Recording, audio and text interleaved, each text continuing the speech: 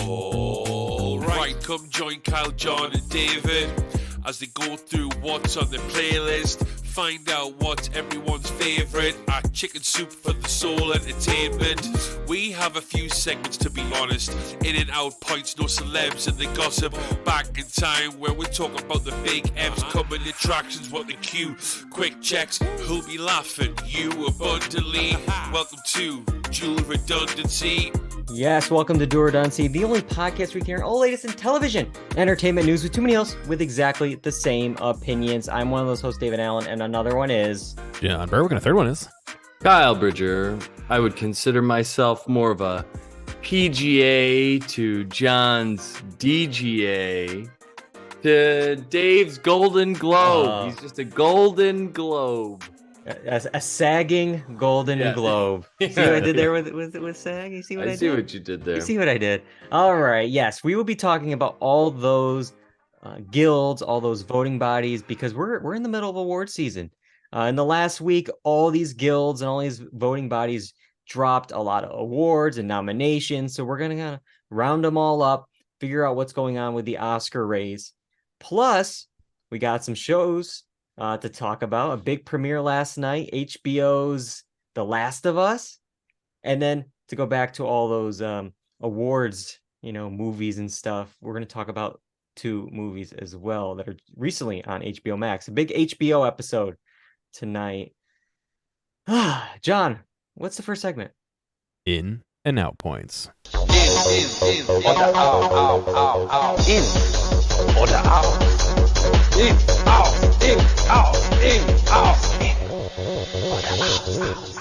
Yes, it is in and out points. And we're going to start off with the Golden Globes. The 80th Golden Globes took place 6 days ago on a Tuesday night on NBC. NBC brought them back, and we're back on TV after last year's timeout that they were in. I'm not sure if they've learned any of their lessons, but they're back. They're back on television, and we're gonna yada yada the ceremony. It was the usual stuff. It ran long. Nobody watched it. Technically, it was like the second lowest viewer total ever. It had about 6.25 million watched it. Actually, the lowest was actually back like on TBS when it aired there in 95, but it practically tied with that writer strike one from 2008. So when they did that like televised press conference, it got about the same viewership as this one did on a Tuesday night. So that's where things are going with the Golden Globes. Well, when you come off a year off, why would anybody think you're real, or why we should even consider their opinion? I'm going to be honest. I follow this stuff. I have dates of awards bodies and when the Oscar noms are coming out and all this stuff. I forgot until about like 4 or 5 days before the Globes. Oh, the Golden Globes are this week. Yeah. On a Tuesday. Okay. So if that's me, imagine how many other people are in the same boat, or even worse. But we're going to talk about the awards that they gave out.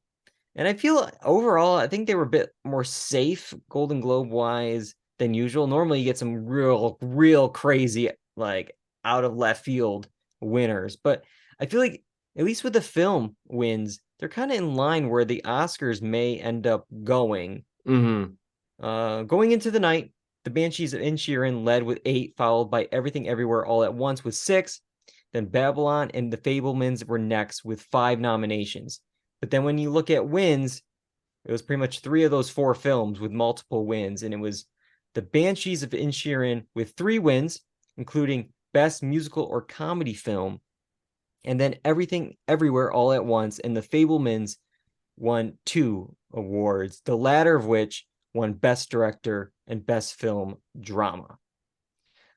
So, Kyle, give me those initial thoughts here between, these groups of what, 10 films? These are the 2 winners. Yeah, well, with the Banshees Inisherin, it's a very dark comedy if we're gonna stick it in that category. Jeez Louise. But I think it deserves something. It's a very, very good film. I just don't know. Again, with this category swapping thing, But The Fabelmans, I haven't gotten a chance Yeah. to watch it. I've heard great things about it. I'm excited to watch it because I saw the trailer for it too. It looks really, really good. But like, yeah, I mean, Elvis, I'm kind of surprised to see in this drama category when you could have it in musical. But I was also surprised to see how high they were on it, considering, Austin Butler won too. So that's just an interesting choice for me. But I'm glad to see Top Gun get some love there. But I haven't gotten a chance to see The Fabelmans yet. I just want the Globes just get rid of the musical and the musical or comedy. Yeah. Okay. What, every 10 years there's actually a actual musical that is actually in this category, because half the time they're in. Okay, so Bohemian Rhapsody and Elvis are in the drama category. But then I believe Rocket Man the next year was in the musical or comedy category. Like, it's the songs, like in the moment, like they don't break out in a song, break the fourth wall, like it's like, no, come on, like that's a musical, and it's also comedic. Whatever Tom Hanks was doing, comedic, like come on. But whatever, that's where it is. Yeah, the Banshees of Inisherin, the lighthearted romp that we'll get to a little bit later, it was a fun little comedy you can watch and enjoy. But also with Elvis and Everything Everywhere All at Once, which I love that film, they feel like forever ago. It was like the beginning of last year, right? Everything Everywhere was probably March or April. Elvis was June. It was their summer box office They just draft. feel so Same with long Top Gun. ago. Yeah, there's some older films in the list this year. I will say, if we look at the actors, it's getting real strong for Kiwi Kwan for supporting actor. Yeah. Hard to say though with the leads, because the Globes do the split. They do the drama and they do the musical comedy split. So you get two winners, and so far it's kind of the two front runners. So they both won. Like Austin Butler and Colin Farrell for Best Actor, Cate Blanchett and Michelle Yeoh for actress. So it's like, well, where's this going? We don't know, because they both won an award. So that doesn't help. The voting season is just so long, or the award season is just so long, that these things are going to go up and down. Yeah. We're going to feel it. Somebody's getting talked about a lot. That's how these things go. And something's going to rise to the top, I feel. Yeah. So we'll go to TV for a little bit here. TV had some choices, specifically in drama, but Abbott Elementary, they went into the night with the most nominations with 5, followed by The Crown, Dahmer. Let's see, I'm trying to remember the title off the top of my head. It's Dahmer Monster, the Jeffrey Dahmer story. That's the full correct title that they had to say 300 times during the broadcast. Only Murders in the Building, Pam and Tommy, and The White Lotus, they all had 4 nominations. But when we look at actual wins for the night, Abbott Elementary led with 3, including the win for musical or comedy series. And then The White Lotus was next with 2, and one of those was limited series. So, yeah, John, we'll get to it. The confusion over White Lotus. But I want to talk about drama for a bit. Zendaya won for Euphoria. No, she was a no-show. Kevin Costner was there, or not there. He won for Yellowstone, and there was a big moment in Regina Hall. Yeah. Regina Hall. Down. Yeah. Yeah. But then we get to series. House of the Dragon won for series. That's over Better Call Saul. That's over Severance. That's over a lot of different drama series. John, thoughts on House of the Dragon winning for best drama series? I feel like that's not the greatest choice, personally. I mean, how many? 3. You just said 3 other movies that I probably would have chosen before this one, to be honest. I mean, or shows. It wasn't bad, but like, it wasn't, in my opinion, as good as the original Game of Thrones was at its like highest point. And Game of Thrones already has a sour taste in everyone's mouth from the finale of the original. Like, I don't know. It didn't do it for me. I obviously, people are probably gonna guess I think Saul should have won, but even if Saul wasn't in there, I think Severance was better than House of the Dragon by a long shot. Even the guy who accepted the award was like, Severance, I love you. If I could have made the show House of the Dragon like Severance, I would have, but it would have been a different show. Like he was saying in his speech, oh, Severance, I love your show. Yeah, But that's I think since it's the Hollywood Foreign Press, that show is kind of a foreign show, right? So it makes sense that they would choose it, because I would choose Severance or Better Call Saul before House of the Dragon for sure. I mean, I thought it was good, but I still think parts of Game of Thrones were much, much better. So and Severance, yeah. I mean, it's really, really good. Yeah. And it's interesting that Game of Thrones actually never won a Globe. It never won a Golden Globe for series. And so this is, I guess, the first for the universe of Game of Thrones, House of the Dragon. And the guy who accepted it, Miguel Sapochnik, is actually no longer part of the show. He was the co-showrunner for season 1, and he left after season 1. Maybe that's why, as you can see on the stage here, there's barely anyone here. I don't know if they're filming yet or doing what, but it's like, all right, well, one of the actresses here is no longer with the show.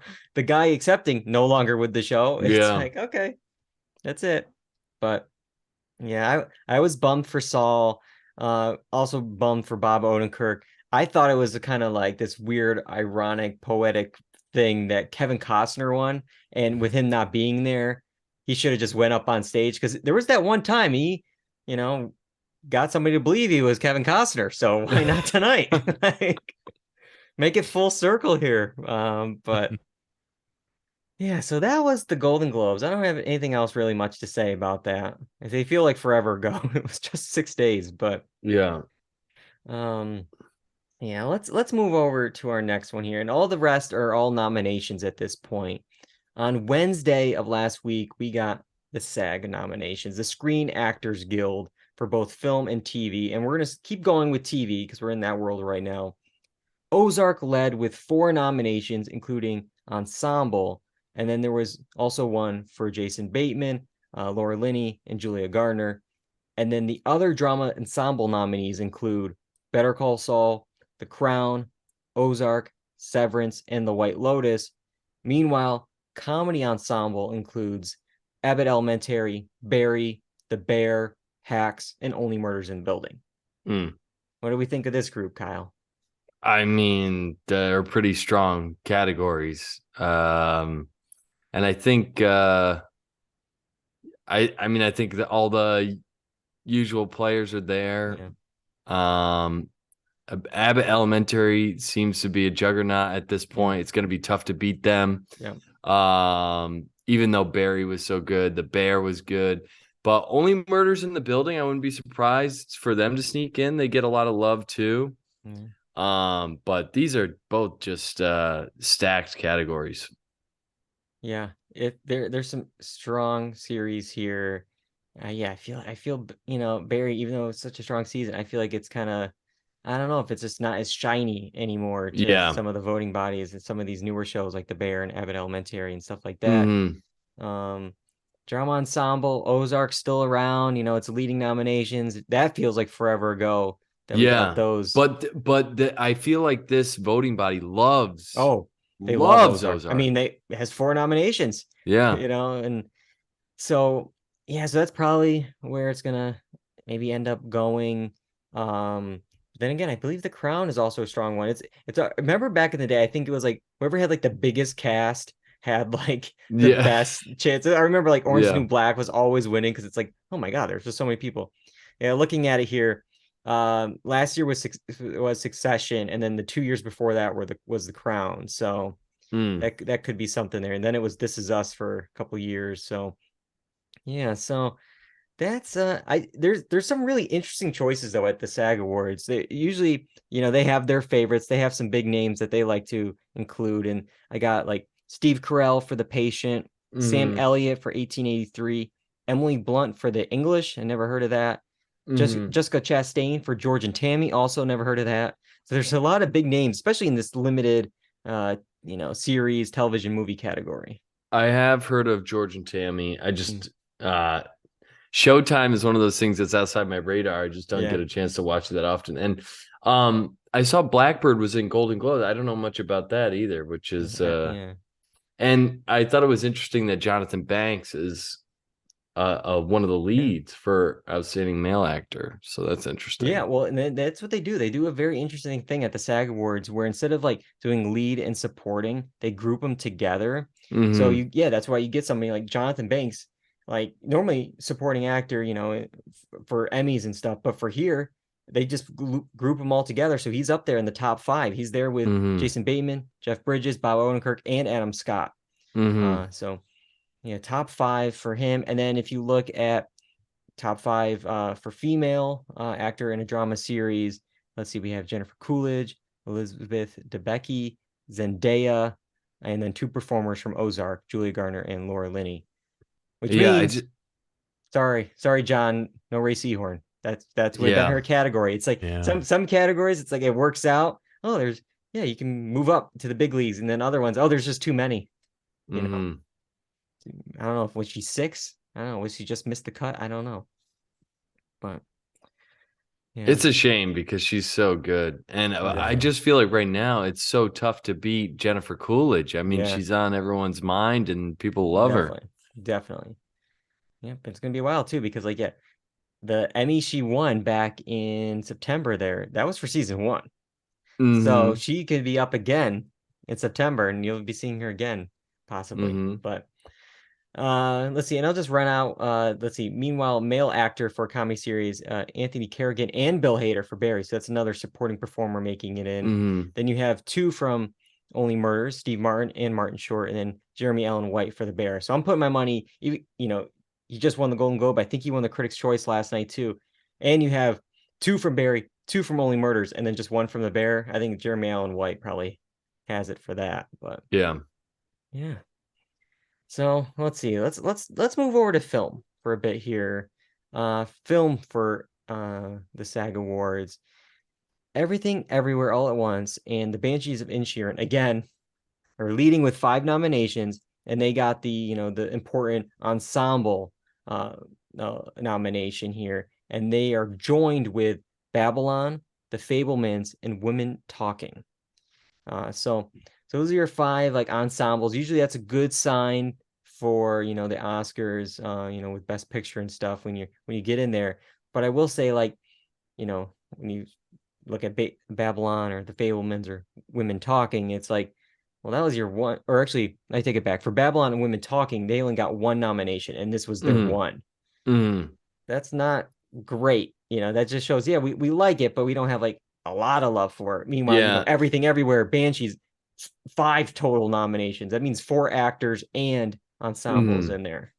And Babylon was really hit or miss with people, right? It was like they either really loved it or so that could make it tough to win in this category either too. Yeah, and you have some other strange stories. Adam Sandler, he's in for Hustle, the Netflix film. I was surprised to see that. I don't know. Maybe it's a make good because he wasn't nominated for Uncut Gems. So maybe it's like, oh, we screwed up then. Here's one for Hustle. I've heard good things about Hustle. I just never watched it. But I haven't gotten around to it either. But I've heard it's good. But what's interesting, we're mentioning Netflix. So TNT and TBS are usually the home of the SAG Awards ceremony. But starting this year, Netflix is actually going to be taking it over. Well, at least Netflix's YouTube channel this year. What? Yeah. So this year, the ceremony will be live on Netflix's YouTube channel. And then starting next year, it will stream live globally on the actual Netflix platform. Okay. Probably a last minute decision. And someone was like, let's stream it on Netflix. And some tech was like, you can't do that. Like, I don't have time. And so they're pushing it till next year. That's my guess. It's just wild that like this is something that was once on cable. It's like the A-list talent. It's like, yeah, you're gonna be on Netflix. Ooh, on their YouTube channel. It's like, okay. Why don't you put me on a TikTok reel? It's like, okay, like that's you're probably gonna get more of an audience on TikTok than on the YouTube channel. But probably. Yeah, I don't know. Yeah, it must be something with tech because we talked about it that they're going to do the Chris Rock live stand-up special. And I looked up the date for that, and that date is March 4th. The SAG Awards are on February 26th, so you would think they would have the technology when it's like a week in between. But I wonder if it's like in Chris's contract where it's like, hey, you're promoting this as the first live Mhm. event for Yeah. Netflix. You can't have this come up 4 days later or 4 Yeah. days before. You can't do that. But to The it. first live event we ever announced. Yeah, there you go. But also, anytime I see any practicing for like live streaming like this, I always think it's some kind of practice for sports, Yeah, for sporting 100%. events. Oh, yeah. I'm sure. Oh, yeah. I'm sure that's on the horizon for Netflix. I'm sure they're gonna try and get in with some sports league to try and get live sports and all the advertising that goes along with it. Yeah, I mean, all the precursors are there. I mean, between the live technology a few months ago with the ad supported platform, it's like, okay, now we're getting ad partnerships. We're figuring out how ads work. You mix ads and live TV. That's the stuff to get sports. But Mm-hmm. yeah, so it'll be interesting. Who knows if after the ratings of the Golden Globes and some of these other ceremonies, maybe like that's streaming will be the new homes for all these. Yeah. And then if you're a celebrity, do you still go get dressed up or do you do it just for the parties? I mean, at that point, what are you doing it for? Yeah, good. Yeah. Like, do I have to go do this to win an award and I gotta dress up and do all this stuff? Yeah. Some people might like it, but I just feel like, all right, like if I'm not going to the party, if I got a family, like I'm not doing that, Just mail it. Yeah, Mail the just award just to be later. on YouTube. It is interesting that Netflix chose the SAG Awards because I mean, if we look at, and we talked about The Crown wins a bunch, Ozark is leading nominations. It's like, oh, they kind of picked a one that really likes them.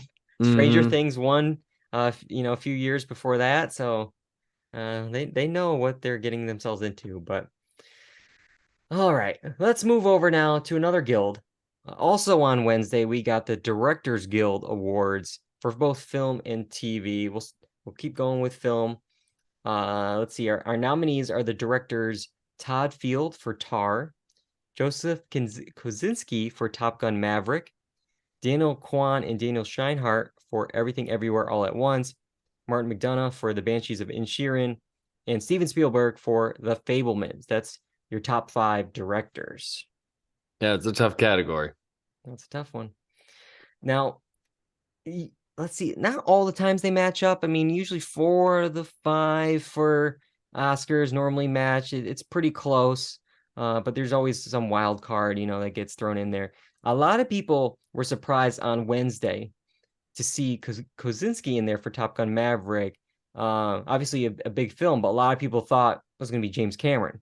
If we're going to do a big budget spectacle, James Cameron for Avatar 2 is going to be one of those spots. So he didn't make the cut for this one. And Golden Globes had this sort of similar. They swapped out the director for Tar and Top Gun for Avatar's Cameron and Elvis's Baz Luhrmann. That was the Globes stuff. So I guess you can assume at the very least, if you look between those two, all right, the Daniels and Steven Spielberg are going to be there. Martin McDonough are going to be there for the Oscars, probably. Mm-hmm. Yeah. But, I mean, we could see another Spielberg win for real. Yeah. A few decades in the making. I mean, I think he's what, 2? That's just a guess off the top of my head. He's 1, 2 maybe for directing. I'll see if I can do that live on the podcast here. Is Kosinski also doing Mission Impossible? No, that is Christopher McQuarrie, who did the last 2. He was also a producer on Gotcha. Top Gun Maverick, but that's kind of Makes like sense. I was gonna say he's got to have a team that is like in his pocket, and they're just like yesing him for every stunt he wants to do. You know what I mean? That's 100% what it is. Yeah, I looked it up real quick. Yeah, I was right. 2 directing wins for Steven Spielberg, Schindler's List in '94, and Saving Private Ryan in '99. He also won Best Picture for Schindler's List in '94. But yeah, I mean, look at these nominations. It's like 1, 2, 3, 4, 5, 6, 7, 8, maybe. That's 8. crazy. 8 already for director. Wow. Not including all the Best Picture stuff in there. So yeah, his first nomination was in '78 for Best Director. And yeah, he was just nominated last year for West Side Story. So wild. All right. Well, let's look at TV. TV, we got some usual suspects, but we also added in some pretty big names as well. Drama series, Jason Bateman for Ozark, Vince Gilligan for Better Call Saul, Sam Levinson for Euphoria. let's see. We have, I can't read the name off of the Twitch stream for Severance. I'm sorry. I recognize Ben Stiller, though, for another Severance nominee there. And then for comedy, Tim Burton for Wednesday, Bill Hader for Barry, Amy Sherman Palladino for Maisel, Christopher Storer for The Bear, and Mike White for The White Lotus.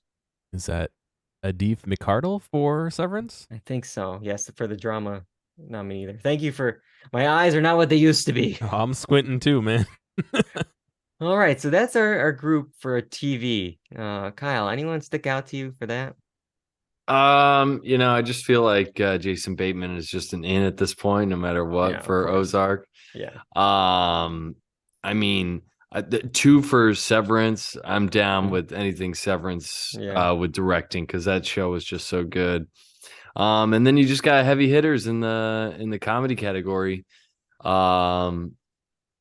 Is the one for Bill Hader the one where it's on 710 the North. Yeah. Yeah, that's a really, really good episode. I hope that wins. That's really, really good.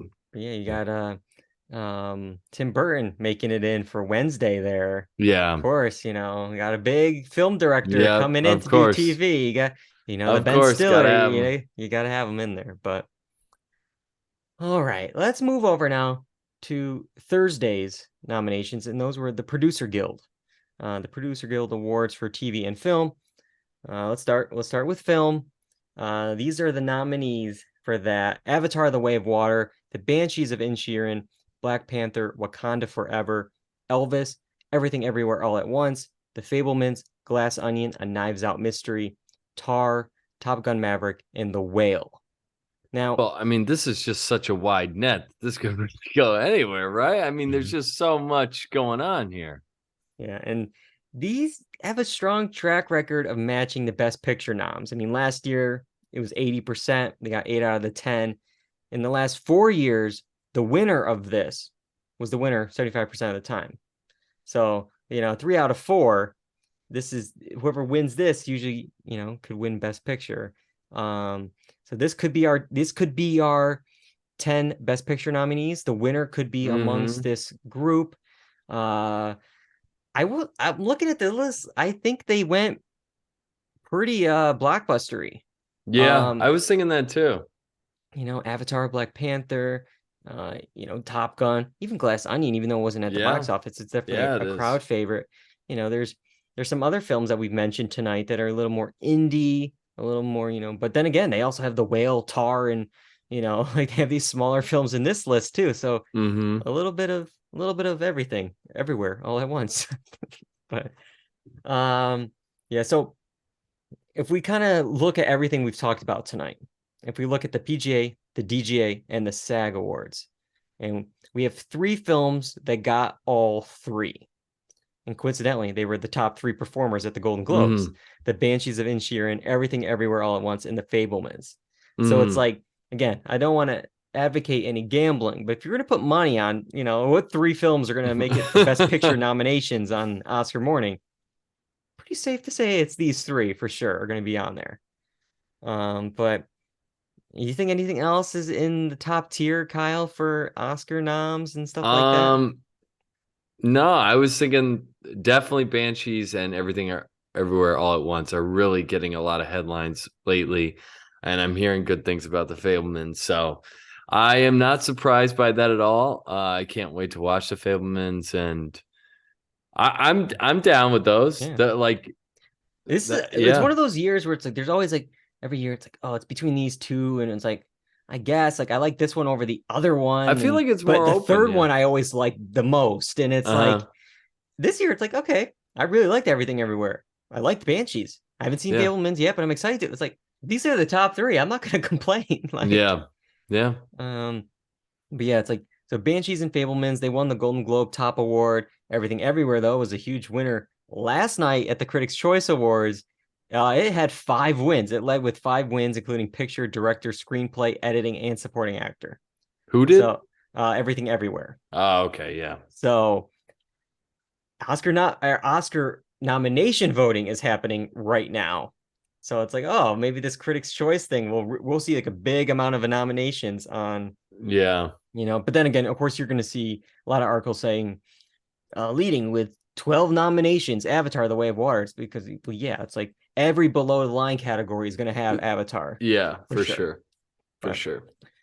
All right, we're going to wrap up with the TV nominations for the PGAs and then the WGAs. But for PGA, I'll run through the list because there's a lot here. They do 3 categories. They got TV drama series: Andor, Better Call Saul, Ozark, Severance, and The White Lotus. For comedy, Abbott Elementary, Barry, The Bear, Hacks, and Only Murders in the Building. And then for TV limited, Dahmer, Monster, The Jeffrey Dahmer Story, The Dropout, Inventing Anna, Obi-Wan Kenobi, and Pam and Tommy. So it's interesting. The comedy is an exact match from the SAG comedy nominees. The drama, nearly the same. You got to just swap out Andor with the Crown, but that's the same. So, what do you think of this list? Anything else to say, Kyle? I still need to check out Andor, but I mean, if they wanted to spread the love to Disney, I can see that getting in there. But I think for comedy, that's the stacked category, man. I think all of them have a legitimate shot. And as far as the limited series, I think honestly that's probably the weakest category because 2 of those I know got some intense criticism. Inventing Anna, I know, was like very up and down. And Obi-Wan Kenobi, I personally was not a fan and didn't keep up with. So I think usually limited is one of the strongest. Now I think it's probably the weakest. Yeah, I believe last night at Critics' Choice, I believe The Dropout won. Yes. For limited. Yes. So maybe that'll be the winner here. We'll have to wait and see. But I would say The Dropout, based on your preference, Dave, I think that would be yours, right? I mean, of this 5, yeah. I mean, and then I would go Pam and Tommy. Yeah. I didn't see much of Monster, the Jeffrey Dahmer story. Yeah. I only saw like the first episode or 2, and then I didn't bother with the other 2. So yeah. All right, last one of the night, WGAs. And for the Writers Guild, we don't have the film nominations for some reason. They wait until a week after the Oscar noms, but they did announce the TV nominations. They got 4 categories. So here we go. TV drama: Andor, Better Call Saul, The Crown, Severance, and Yellow Jackets. Comedy: Abbott Elementary, Barry, The Bear, Hacks, and Only Murders in the Building. New series: Abbott Elementary, Andor, Bad Sisters, The Bear, and Severance. And then limited series: The Dropout, Fleshman is in Trouble, Pam and Tommy, The Staircase, and The White Lotus. If we look just overall, Better Call Saul and The Bear actually led with 3 nominations total. Saul got drama series and then 2 episodes. They do individual episodes for WGA. And then for The Bear, they got comedy, new series, and an episode for comedy series. So Saul's leading. That's great. The Bear's leading. That's great. But overall, Kyle, what do you think of these nominees? Similar. I think you've got your usual suspects on there. I think Abbott Elementary is probably going to win a bunch. That seems to be the juggernaut, the one up top. And I hope Better Call Saul wins. The writing is the best part of the show. I mean, that's what strings it all together. I mean, it's so masterfully done. But Severance is going to be tough. I know a lot of people like Yellow Jackets, so I don't know. Yeah. On the bright side, Better Call Saul was a big winner at the Critics' Choice last night. It did get series. Bob won. Giancarlo Esposito won as well. So hopefully we can get some more awards love for Saul. But yeah, this list is like the drama's nearly the same from the SAG and the PGAs. Just got a Yellow Jacket sliding in over Ozark, just probably because of eligibility windows.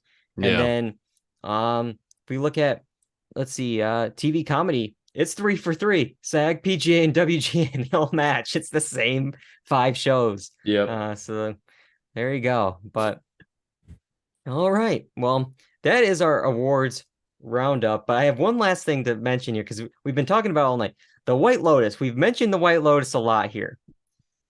It was in limited series at the WGAs and the Golden Globes. It was a drama series at the Producers Guild and the SAG Awards. And it was a comedy at the Directors Guild Awards. What is it? Like, pick a lane, guys. Pick a lane. Yeah. Whatever category it has the best chance in is the category that they are. Of course, that's how it works.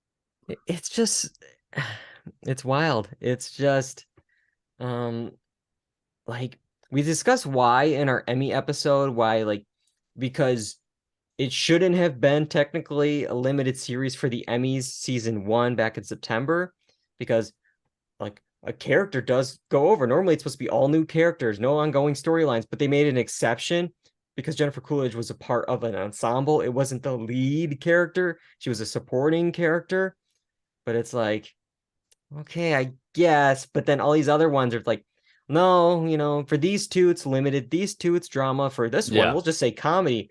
Like maybe for Critics' Choice, it could have been a reality series. Like, you could just give it, it's animation for the Annie Awards. Like, I don't know. Like, why not? But yeah. All right. Well, whatever Mike White wants, man. And I'm fine with that. Get. I love Mike White. Whatever you want to do, Mike. You deliver some great speeches, so I'm up for it. Yeah, for sure. All right. Well, next week, it's hard to believe. Next week, we will actually be on Tuesday to break down that day's Oscar nominations.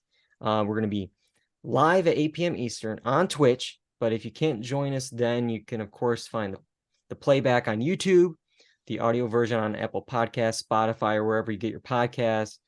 We're hoping we'll have our friends at The Good, the Bad, and the Watchable on in March to do the predictions. But next week, on Tuesday, we will break down the Oscar nominations on Tuesday at 8 p.m. Eastern.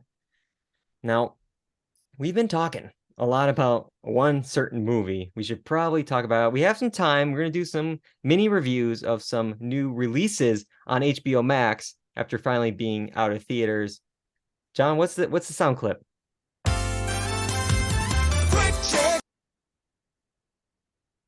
Played. Did I hear it? I promise. It played. You promise you played it? Okay. I promise. All right. If not, our friendship is over. Just like these two characters in the Banshees of Inisherin. October 21st is when it was released, but it was recently added to HBO Max. We're talking about it tonight. This dark, tragic comedy is directed and written by Martin McDonagh, and is set on a remote island off the coast of Ireland. It stars Colin Farrell and Brendan Gleeson as two lifelong friends who find themselves in an impasse when one abruptly ends their relationship. Kyle, what did you think of the Banshees of Inisherin? I really like this movie. Such a simple concept from the start that I couldn't believe. After about an hour in, I couldn't really believe I was watching a movie that was just about this simple concept. But it's so well made. The production of it, like the locations are beautiful.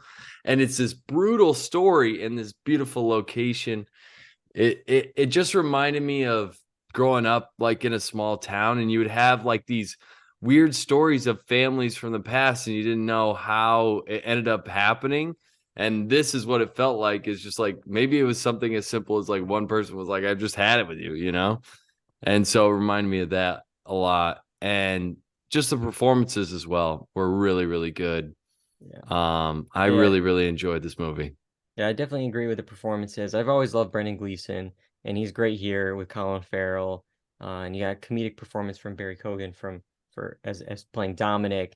Yeah, I agree. Like it's a small like concept in a way. It has a very play feel. I mean, Martin McDonagh is a playwright. I mean, obviously he directs and writes films as well, but it kind of has a play feel to me. It's this relationship. It's the two of them. There are not too many sets. It's these two. Of course, you have these great vistas of Ireland and stuff like that, but you could do this in a theater on a stage and it would still work.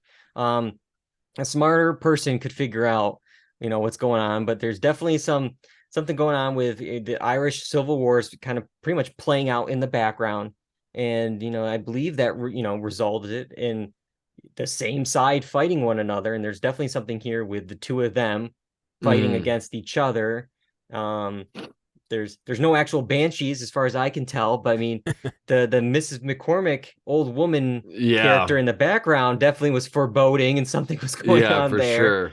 So I don't know about that, but John, what did you think of the Banshees of Inisherin? I liked it. I don't know if I liked it quite as much as Kyle did, but yeah, I thought it was pretty good. It was something nice to watch. It like you said, the views are great. They did a great job from a technical like cinematography standpoint. I thought the story was okay. I mean, it seems a little bit weird. I don't necessarily want to spoil anything, but there's some extreme measures taken over somebody just not wanting to talk to somebody else. Yeah, and it's just like, all right, that's how we're gonna do it. All right. I mean, he's like, that's how they ratchet it up, man. Yeah, I don't know. I mean, I can't see somebody annoying me enough to do that to myself, but maybe not after a podcast when I send you my notes of what I want to have you do for the podcast. Like, I can always unplug my computer, Dave. That's true. I felt when I was watching this, I was like, you guys were gonna end up being the Brendan Gleeson characters and be like, Dave, I gotta move on. I can't keep doing this every week with you, putting up with their BS. Like, we gotta move on. I gotta do my creative outlets. But thankfully you're not there yet. But yeah. I'd say overall, like, I didn't like, because I really liked the film. I don't want to say like it was like, my favorite of the year, but it was it's a solid, letterbox 4 out of 5. Like, I think it's a solid film. But I mean, I really liked it. I wouldn't mind if it won Best Picture. I mean, out of what I've seen so far, and it is really simple, but still, there's something about it that makes you think in the long run. And then it's like weirdly dark and emotional. Like it's funny, funny, but like the fact, spoiler alert, I'm gonna bring that that his favorite pet dies by one of the fingers of that his nemesis is cut off. It's like, what is happening here? It's so wild. The guy wanted time to sit and write his music, and to get the guy to stop bothering me, cuts his fingers off. He can't play music. Like, I don't know. Well, that's how much it means to him. It shows some like kind his friend, there's some kind of metaphor happening there for sure. Maybe my brain's a little too small to pick up on it. Yeah, I mean, me too. But there's something they're trying to say something there. Yeah, you gotta watch what you eat in this film, and that's the only transition I could think of when it comes to the menu. Okay, I see what you did. November 18th is when it was in theaters, but it was also just put on HBO Max. This dark comedy horror film stars Nicholas Hoult and Anya Taylor-Joy as a young couple that travels to a remote island to eat at an exclusive restaurant where the chef, Ralph Fiennes, has prepared a lavish menu and has some shocking surprises as well. All right. John, what did you think of the menu? I really enjoyed this one.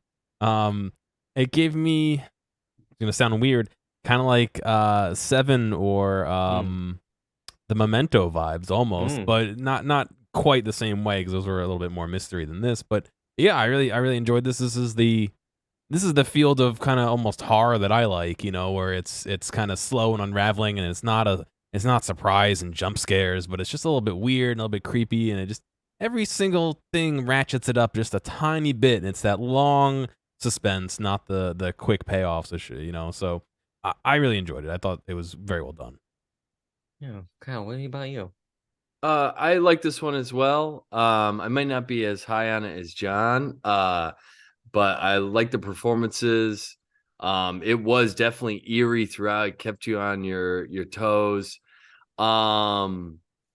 But I will say, with the nothing surprised me, and there were little twists, and I'm like, yeah, I figured this out a half hour ago, and stuff like that, which is fine. I was along for the ride, and it did a lot of things production wise that I thought were really interesting and cool.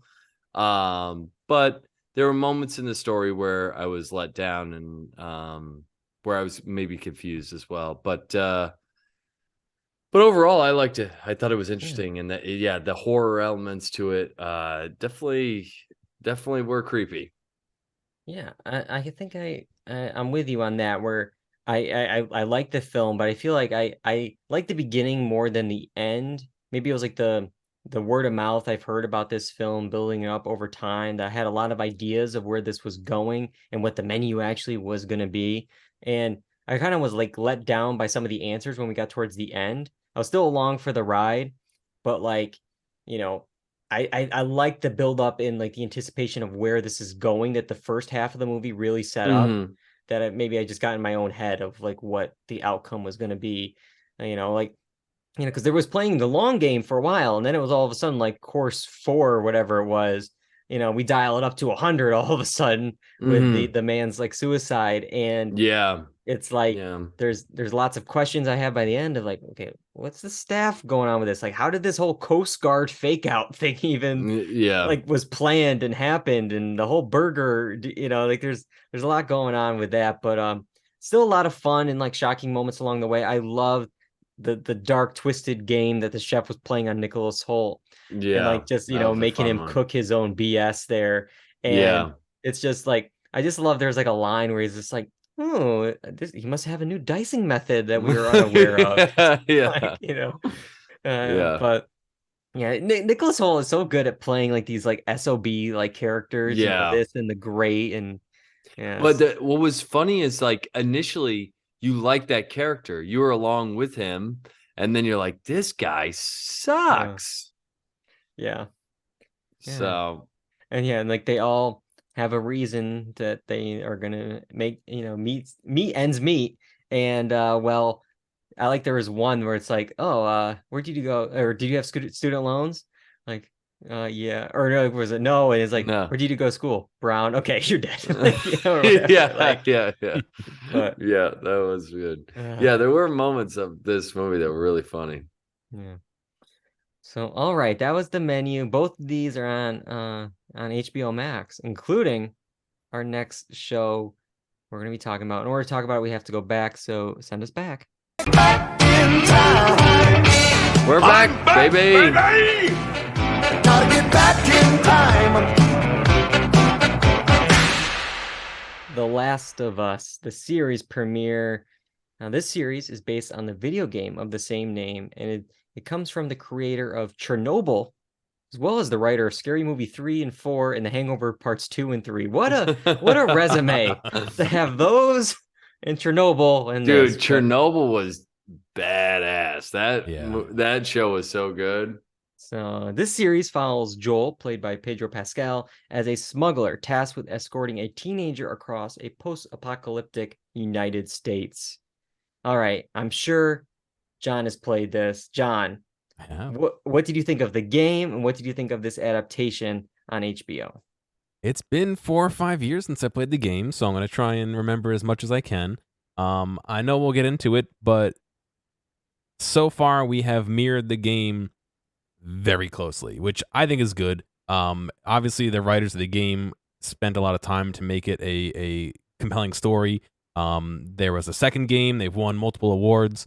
It's a good starting point. Why differ from it, especially when we've had a lot of video game movies, renditions that kind of have gone nowhere because they alter it away too much from the base story. So I'm glad they stuck towards it. As far as the show goes, I've enjoyed it so far. A lot of exposition in the first one and setting up why he's trying to take her, across country and how they meet and all that. So I don't think we really got to experience the show yet. Like, I feel like we're just getting the background info. We had one big shot in the future of like the devastation of a city, and that's it. I feel like we didn't really see a ton of the environment, and I think that's where this movie's the show's gonna really shine. So I'm excited to see some more. But yeah, overall, I have high hopes for it, and it's been good so far. I kind of, because I don't remember the video game that well either.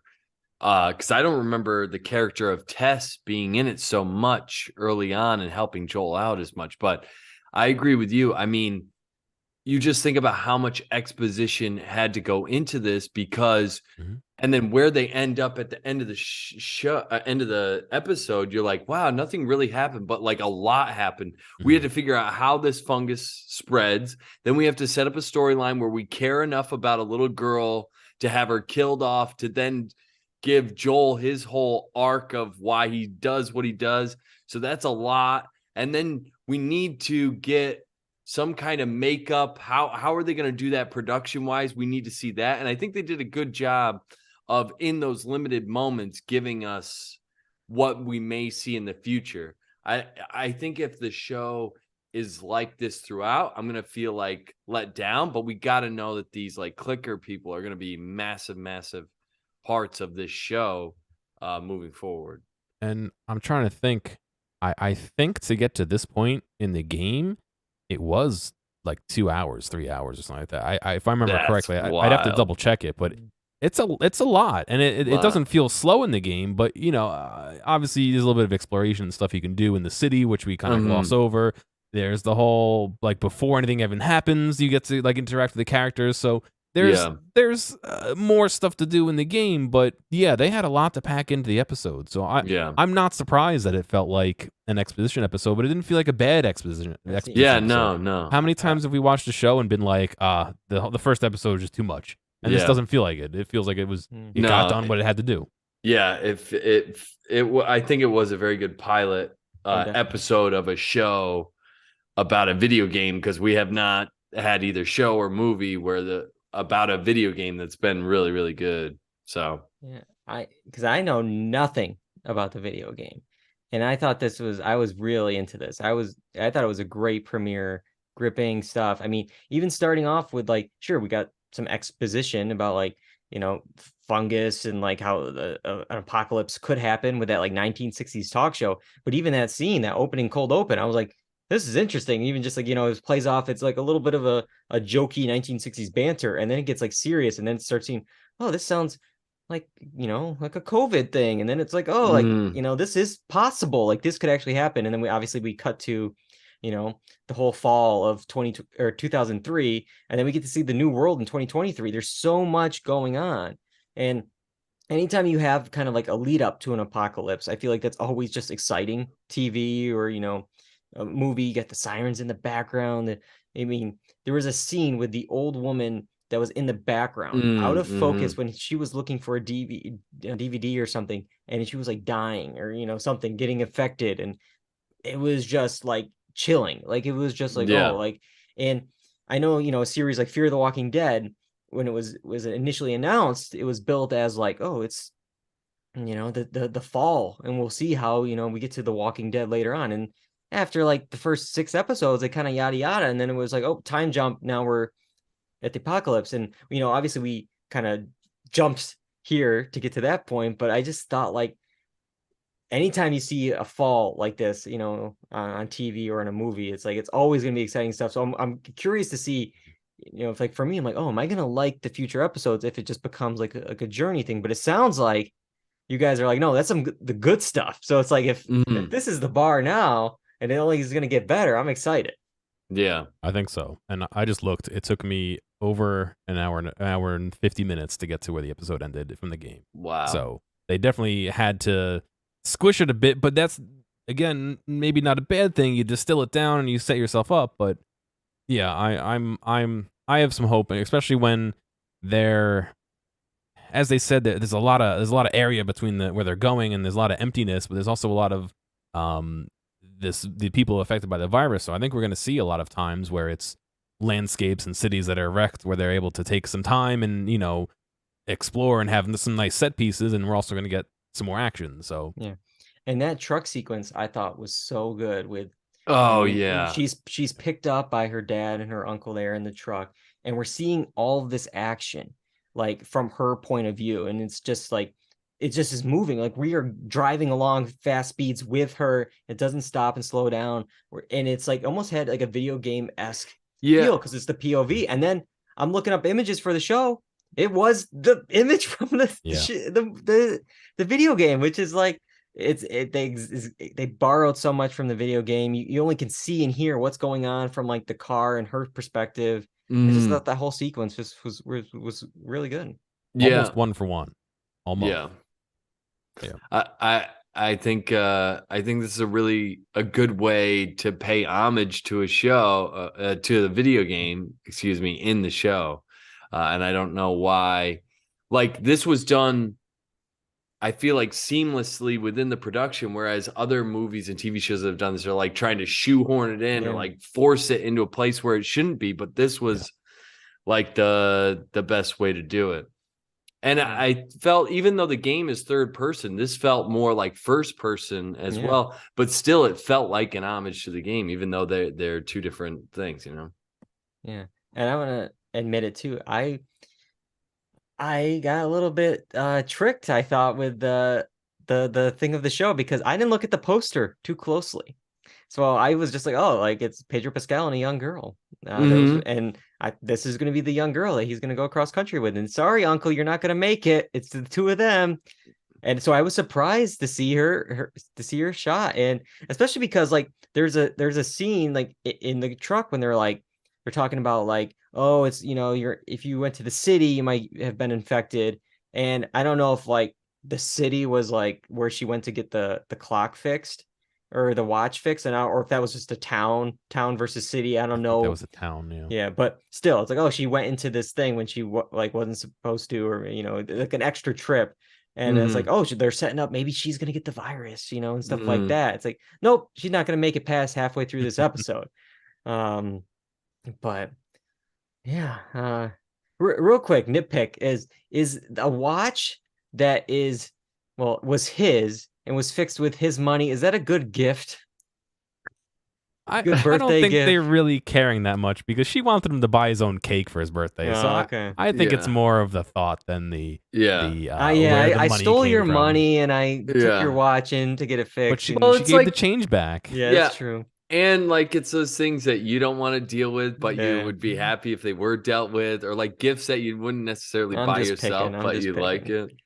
But paying it for it with your own money. Yeah, I'm sure she gets an allowance, but honestly, it's gonna be hard not to compare this to a show like The Walking Dead. Obviously, that's been on for so long. I really liked what they did, like with the reveal, with like the first zombie or whatever we call it in this show. Like here, it's like this, the innocent next door old lady neighbor, similar to how Rick saw his first zombie in the first episode, when it turns around and it's a young girl with a teddy bear, and he has to, they have to make a decision, like, nope, sorry, this is starting now. We gotta put you down, and we had to do the same thing here with this person. But unlike the walkers of The Walking Dead, they can move. These guys are fast, and this old lady who was in a wheelchair, she's moving, she's fast, she's super strong. But the thing is there's certain rules with these zombies that we haven't even been established yet. So I mean, I don't want to give anything away because you haven't played the game, but there's a certain way that the fungus takes over the body, and they kind of explained it a little bit, but we haven't seen it in action yet of how they need to navigate these creatures.